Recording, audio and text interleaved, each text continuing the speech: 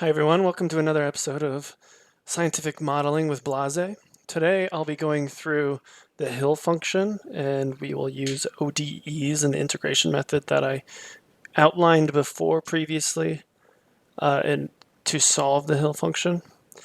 I'm putting out videos pretty regularly now. I hope to keep to my Monday, Wednesday, Friday schedule. I might edit that depending on how popular my Friday videos are. I don't imagine people are going to be looking up a lot of scientific modeling type YouTube videos on Fridays, so that's my only thought there. So anyway, we'll just get into it. I'll be using Scipy, Matplotlib, and NumPy. And so an ODE, or the simple ODE we'll model first, is this function, and this is the ODE outlined in the Introduction to System Biology textbook. I'll link that in the description, by Yuri Allen. It's a really good textbook. I highly recommend if you are just now getting into biomolecular interactions, if you want to get into more modeling, especially when it comes to understanding biological cell-sized protein expression interactions. It's a really good book. And so they use this, they introduce you to this function. And so what this is the change in the concentration of some protein Y over time equals beta, beta being the max transcription rate, or the max gene expression rate, really. We'll just call it gene expression rate for now. And then Y is this degradation constant. This is going to be based on the dilution of the protein and also the degradation of the protein. And that's going to be multiplied against the concentration of Y, because of course that will change as the concentration increases. So the first thing, making a function of this is pretty simple. You just input the Y, T, alpha, and beta, and you have it return beta minus alpha times Y.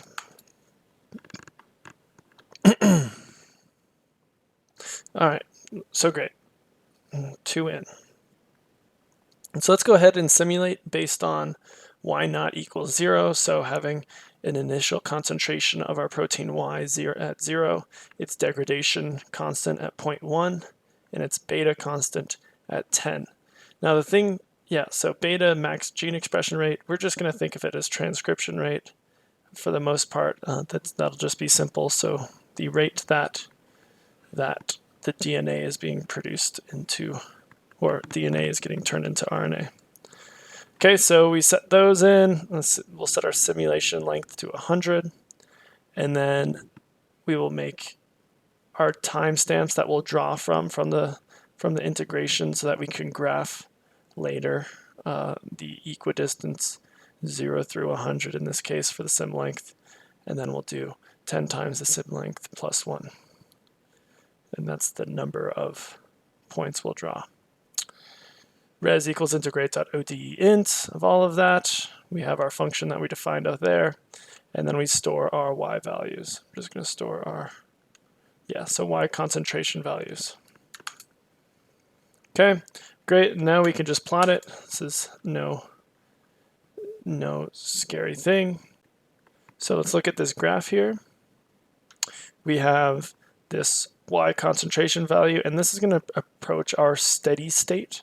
Our steady state is, in this case, 100, and that's going to be dependent on our beta and our alpha value. And that's just the state where beta equals alpha Y, right? So if you look at our equation up here, once these two are the same, the change in Y is going to be 0. And so as the concentration in Y increases, eventually this will equal beta, and then we'll have some steady state. And so steady state in this case being 100. Here I also graphed beta t, so you can see how the concentration decreases as we go through time. So that's cool.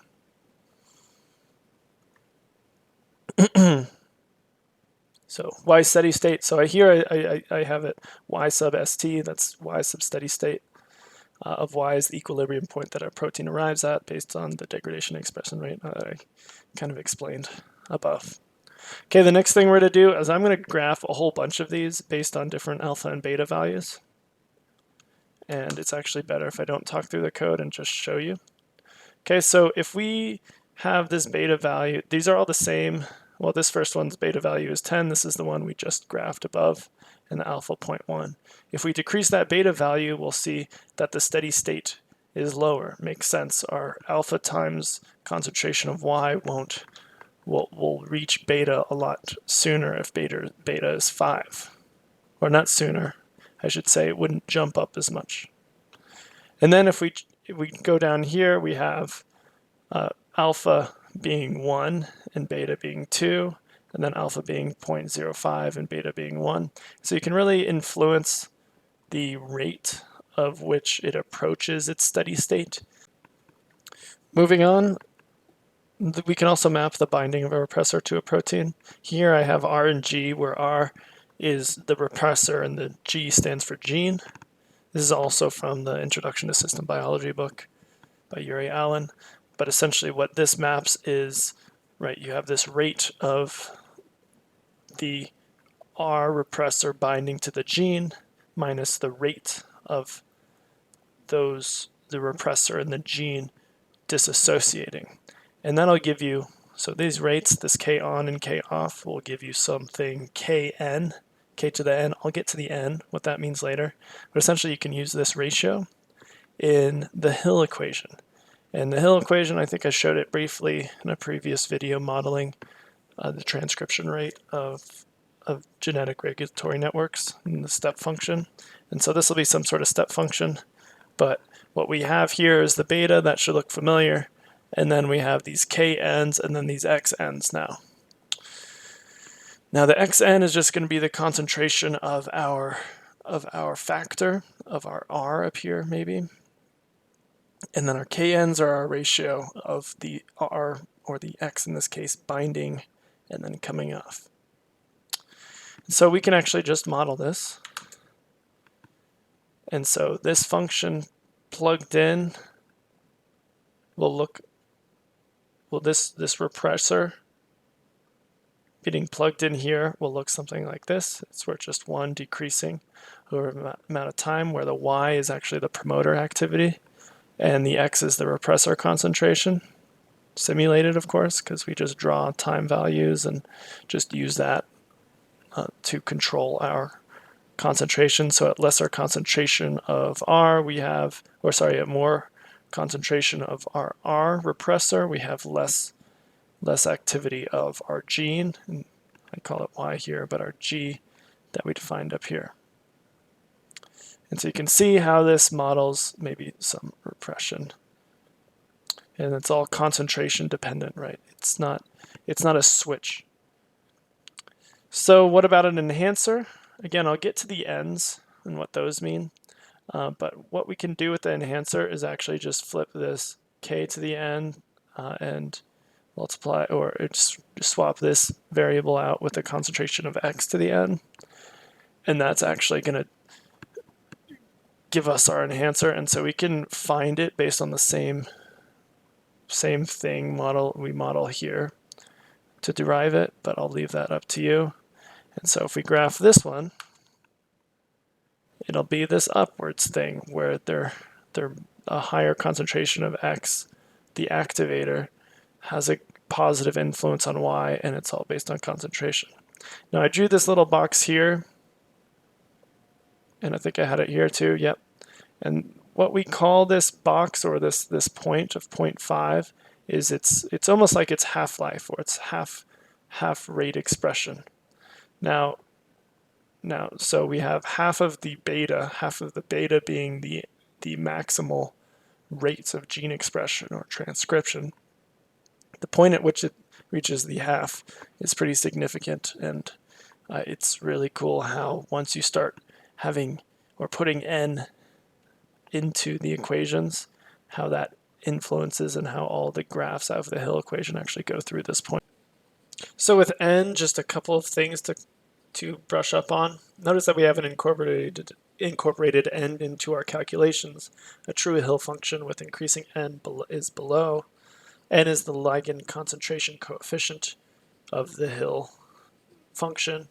It is the value associated with the affinity that a ligand has for the binding site. Of course, there's a bunch of other stuff that goes into it. And the higher affinity, the higher the N value. Now, or I guess affinity might not be the right word here. It influences the N, but what I want to say regarding this has to go with the cooperativity of the function, and so I'll just read you the Wikipedia definition. This is the phenomenon that's displayed by systems involving identical or non-identical elements which act dependently of each other relative to a hypothetical standard non-interacting system in which the individual elements are acting independently. One manifestation of this is enzymes or receptors that have multiple binding sites where the affinity of these binding sites for a ligand is apparently increased, positive cooperativity, or decreased negative cooperativity upon the binding of a ligand to a binding site. So a lot of this, then the example gets into, and so if you've ever it gets into the example of oxygen binding to hemoglobin, and so if you've ever seen the oxygen hemoglobin association curve, that is what we call cooperative binding.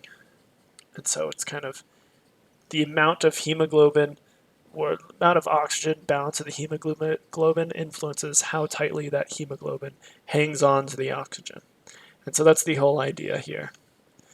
And so N has some sort of cooperative binding with it models some cooperative binding based on the properties of our transcription factor, because usually transcription factors they're not just one unit, there are multiple subunits, and then that'll influence its binding capacity and its binding affinity, and it'll usually be a cooperative kind of graph. Usually in the biomolecular world, we don't try and find N. We use N to map the gene expressions. Like we don't want to go into a cell, really. There's no motive to go into a cell and find the N value. We just use the N to adjust our graph to the observed step function. And so you'll see how this is down here. Usually N is below 5, but here I'll show you N approaching 1,000. Okay, and so when we have this N, so this blue line is the model again, we're looking at activity of an activator, where X is the activator, and we're increasing activator concentration and graphing against Y promoter activity, so X influencing Y. And so this blue line is what we modeled above. They're exactly the same. The thing is we're just taking a slice from 0 to 2 rather than 0 to 10. But we can still see that at time 1, we hit that half maximal transcription rate. Now once we start increasing N, we see this kind of almost stepwise function form. It gets less, it almost becomes inverted in a way. And so if I go ahead and get rid of all of that, invalid syntax, oh, forgot a comma. We can see how we had our original 3 lines, then we have N equals 8, N equals 20, N equals 50, and N equals 1,000. So it really approaches this stepwise function that you might have seen in your 8th or 9th grade algebra class that mapped or that showed a taxi cab function where the taxi, every half mile you go, you get an X amount of money added to the bill. And so N, right, is usually less than 5. So one of these blue, orange, or green lines, it's not usually extreme like this. But for purposes, we can see, for our purposes, we can see this ability to control. If we were to find some way to control a gene with this precision, like the N equals 1,000, we would be able to do some immense things within E. coli cells and then also mammalian cells. The last thing I want to show you all is the repressor. So this was the activator, right? We're stepping up. Here we're stepping down. So X's influence on Y is that it's repressing it, and thus it'll step down. So it's just a little change in the equation, right, where we substitute Kn with the concentration of x to the n. Now, for all of these, we had our beta and our Kn equal to 1. Of course, if we made our maximal transcription rate, this 1 would then be, whatever we set that to, and K would also influence it in a way. Now, all of these factors that play into the whole equation, they readily tuned during evolution of a species. So like K can be changed by the mutations that alter the DNA sequence of the binding site of the X in the promoter of the gene Y. Even a change of a single DNA letter in the binding site can strengthen or weaken the chemical bonds between X and the DNA and change in K. The parameter K can also be varied if the position of the binding site is changed, as well as by some changes in the sequence outside of the binding site. Similarly, the maximal activity beta can be tuned by mutations of the RNA polymerase binding site or many other factors. It's a direct quote from this Introduction to Systems Biology book that kind of ties in these factors to real phenomenon that we see in the world of biology. Anyway, I hope this was cool, and I look forward to actually bringing in more than one or two proteins into a network. Thanks for watching.